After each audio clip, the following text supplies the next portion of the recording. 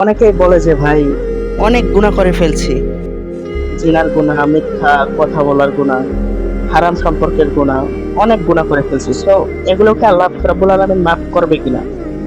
ভাই আল্লাহ পাক রব্বুল আলামিন যে কত বড় দয়ালু আপনার এ সম্পর্কে কোনো ধারণা নেই। যে আল্লাহ পাক কত বড় একজন দয়ালু। সো আপনি যে গুনাহ করেন না কেন, জিনার গুনাহ করেন, মিথ্যা, হারাম সম্পর্ক, সুদ, ঘুষ, জেনা, ব্যভিচার, যে কোনো গুনাহ আল্লাহ পাক রব্বুল আলামিন যে কোনো সময় মাফ করে দিতে পারবে। আল্লাহ পাক রব্বুল আলামিন যে কত বড় দয়ালু আমি যদি উদাহরণ দেই, ইব্রাহিম আলাইহিস সালাম জামানায় ইব্রাহিম আলাইহিস সালামের কাছে এক ভিক্ষুক আসলেন, তখন তিনি তাকে খাবার দিলেন।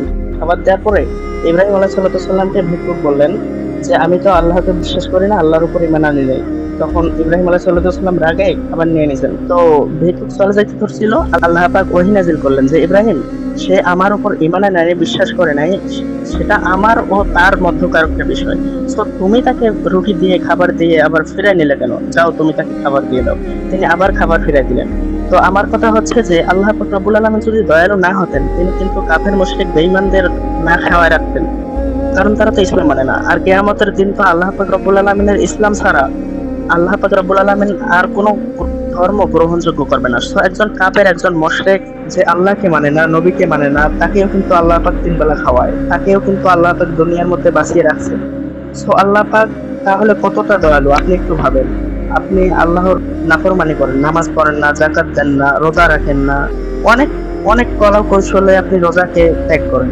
সো এই নাফরমানিগুলো যে করতেছেন আপনি, আল্লাহ পাক তারপরেও আপনাকে বাঁচিয়ে রাখছে, রিজিক দিচ্ছে, তাহলে আল্লাহ পাক কত বড় দয়ালু। সো আল্লাহ পাক যদি এত দয়ালু হয় আর আপনি যদি গুনাহ করেন, তাহলে আপনার সামান্য গুনাহ আল্লাহ মাফ করে দিলেও কিচ্ছু যায় আসে না। সো এরকম মনে করে থাকা যে আল্লাহ পাক রব্বুল আলামিন আমাকে মাফ করবে না, তাহলে আপনি একটা বোকামির শহরে বাস করতেছেন।